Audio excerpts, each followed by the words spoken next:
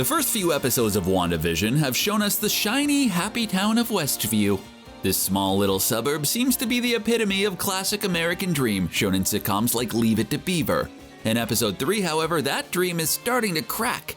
We now know that behind those made-for-TV smiles is a devilish twist that seems to revolve around Wanda's freshly born twin boys, Tommy and Billy. One that's hiding in plain sight, ready to turn this happy little dream into a twisted nightmare.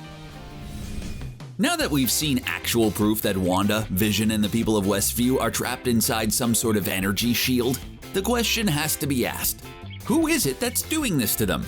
Perhaps more importantly, why does the town seem obsessed with Wanda, Vision, and whether or not they have children? Well, there is one Marvel character who has a certain connection to the twins. A character who may or may not be the literal devil of the Marvel Universe himself, Mephistopheles. You might remember him from the Ghost Rider movie as the guy who made the deal with Johnny that turned him into the flaming head of Spirit of Vengeance. Chances are the MCU will be a little bit more subtle with Mephisto than Ghost Rider was. I also doubt they'll go with a comic-accurate depiction, which would be less or more like Tim Curry from Legend. I doubt a giant red demon would really fit the sitcom style they're going for. Well, unless they decide to do the Munsters. No, I think we've already seen Mephisto in WandaVision. I think it's a character that has already shown that she's got a dominant personality that strikes fear into everyone in Westview. That character is, of course, the most terrifying mom on the block, Dottie. If you rewatch the scene where Dottie first appears, you'll hear multiple jokes about the devil as she barks order at the other women who have crossed into her domain. She also leads them into a creepy chant for the children that conspicuously happened just right before Wanda was surprised to find out that she was pregnant. It's also worth mentioning that Dottie is played by Emma Caulfield, who famously played the vengeance demon Anya for several seasons on Buffy the Vampire Slayer. That's not exactly a subtle hint, is it? So I think that the entire town of Westview may actually be populated with poor humans who may have been possessed by Mephisto and his legions.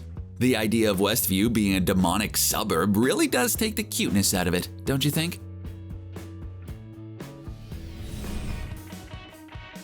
How exactly are Wanda and Vision going to fight against this unbelievable threat?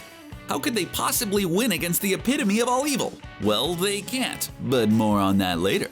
First, let's look at how the cracks are starting to form in the town for Vision already. In episode 3, he starts to notice the strange way his neighbors talk behind their back, how they sometimes cut into a wall while hedging, and most importantly that Wanda had a one-day pregnancy. That last one really should have been enough to break the spell, huh? I think as the season goes along, Vision will slowly start to piece together that they are facing off against an evil that makes Thanos look like a kitten by comparison. Aw, so purple and cuddly. By the time he figures that out, though, he'll also realize that he's already too late. You see, in the comics, Tommy and Billy Maximoff were formed by Wanda using pieces of Mephisto's soul she accidentally took from him using her hex powers. Mephisto came looking for the child, and she eventually had to relinquish them in one of Marvel's most brutal twists. That doesn't really sound like an MCU plot though, does it? Instead, I think they'll show Mephisto to be an extra-dimensional being who wants to use Wanda's children to do damage to the multiverse so that he can attack Earth. For some reason, extra-dimensional beings really want to consume the Earth. It's like a Girl Scout cookie of the multiverse for some reason. Where Dormammu failed, Mephisto will try his best to succeed. Just as Wanda's pregnancy grew at an alarming rate, so will Wanda's kids. I think Dottie will take a very special interest in the children as they rapidly go through puberty into young adulthood. Vision will also find out what is happening, but it will be far too late to stop it. His children shouldn't exist, and every second they do damages the fabric of reality itself. The only way to stop it would be for Wanda to unmake her children, which she clearly wouldn't do. So instead they'll fight Mephisto and his legions like the two Avengers they are. Fight and then fail. I believe the show could very well end with Mephisto breaking through to the Marvel Universe in all his demonic glory.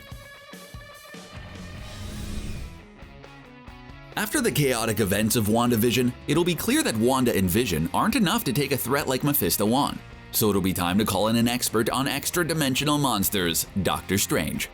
Really, it would have saved a lot of time if S.W.O.R.D. would have just called the good doctor in the first place. It should be standing policy by now that anytime someone sees a reality-warping disaster, they call in the Sorcerer Supreme immediately. Instead, he'll have to come in during Doctor Strange in the Multiverse of Madness to deal with the aftermath of WandaVision. Strange will have to join forces with Wanda and Vision to take the demonic entity on. There will likely be problems between Strange and Wanda, as he wouldn't approve of their children's continued existence or Vision's resurrection.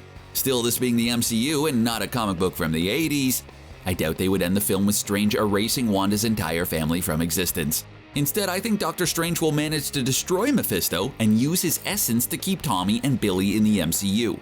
I mean, they can't really appear as Young Avengers if they're erased from existence, right? Why else would you introduce Wiccan and Speed unless the rest of the Young Avengers are on the way? Don't lie, Marvel, we know your plans!